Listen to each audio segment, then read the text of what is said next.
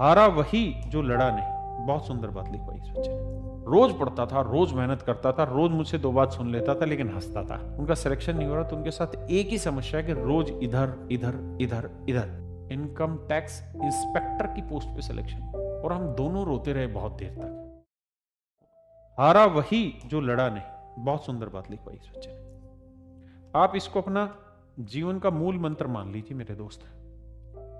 मैंने ऐसे ऐसे बच्चे देखे हैं जिनको बहुत कम समझ में आता था, पर वो बेचारे हटे नहीं, मेरे साथ लगे रहे, और इतना भयंकर लेवल पे लगे रहे कि एक बच्चा था, YouTube पे उसकी मैंने स्टोरी बताई थी, तो उस पर करीबन करीबन 30-35 मिलियन व्यूज आ चुके हैं रील में।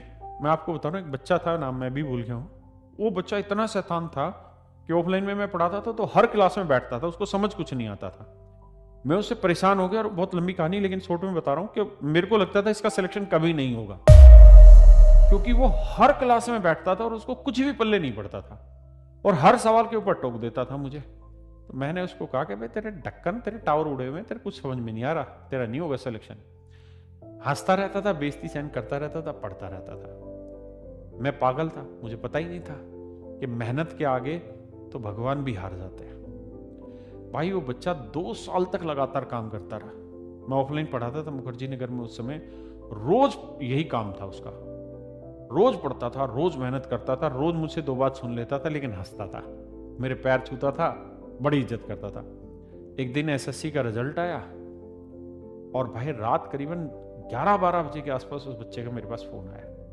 उसके पास नंबर नहीं था मेरा, उसने पता नहीं कहां से जुगाड़ करके इंस्टीट्यूट में फोन कर के बड़ी मुश्किल से उसने मेरा नंबर लिया। मैंने फोन उठाया तो कह रहा है सर। मैंने कहा कौन बोल रहा है? कह रहा है सर आपका ढक्कन बोल रहा हूं, इनकम टैक्स इंस्पेक्टर की पोस्ट पे सिलेक्शन।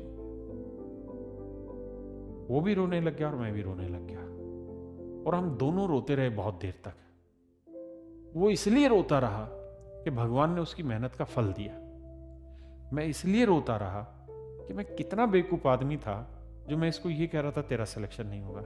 उस बच्चे ने मेरे से डांट सुनता रहा और मेरे पास बैठा बैठा पढ़ता रहा, और उसने 2 साल में इनकम टैक्स इंस्पेक्टर की पोस्ट निकाल दी। तो मेरे बच्चे, उस दिन मैंने एक सबक सीखा कि मेहनत जो भी कर लेगा ना, भगवान भी उसके आगे एक बार झुकेगा, क्योंकि मेहनत का तोड़ नहीं है मेरे मित्र। जिसने मेहनत कर दी उसका सिलेक्शन होगा। मेरे भाई, मैंने ऐसे ऐसे बच्चे देखे हैं जो पूरे दिन भर सफेदी करते हैं, रात को सफेदी करते हैं, दिन में 1-1.5 घंटे के लिए क्लास लेते हैं, और ऐसे ऐसे बच्चे सेलेक्ट हुए हैं।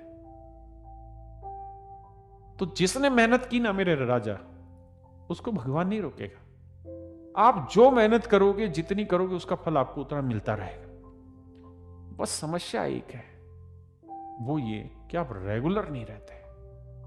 आप जीवन में ठान लीजिए, मुझे एक तो सटीक रणनीति लेनी है, मुझे एक जगह पढ़ना है, रोज रोज दिमाग इधर उधर नहीं भटकाना। क्योंकि मार्केट में जितने बच्चे हैं जो 5-5 साल से तैयारी कर रहे हैं, उनका सिलेक्शन नहीं हो रहा, तो उनके साथ एक ही समस्या है कि रोज इधर इधर इधर इधर, एक के हो नहीं पाए, और फिर 1 नंबर का सिलेक्शन उनका हो भी नहीं पाया। एक बार मन करके डिसाइड करिए पढ़ने का, और उसके बाद आंख बंद करके पढ़ते रहिए, जीवन में मजा आ जाएगा, धुआं उड़ा दोगे। 2 साल तो बहुत लंबी कहानी है। अगर आप मन करके पढ़ेंगे तो 6 महीने में ही आपके अंदर आपको परिवर्तन मिलेगा, आपका कॉन्फिडेंस हाई हो जाएगा, और आप अपने आप नेगेटिव लोगों से दूर हो जाएंगे। जो बच्चा कहता है कि इससे ये, उससे वो, फलाना, आपका भाई दूर होना है, गंद ना पहले दिमाग में। बहुत छोटी चीज है, अच्छी चीजें भरनी है, फालतू की चीजें थोड़ी भरनी है, नेगेटिविटी। और मैं तेरे से क्यों सलाह लूं, तेरा 5 साल में, 2 साल 3 साल में सिलेक्शन ना हो रहा है, दूर हो, और तुम्हारे अंदर पॉजिटिविटी आएगी, और तुम एक नया जीवन अपने अंदर देखो।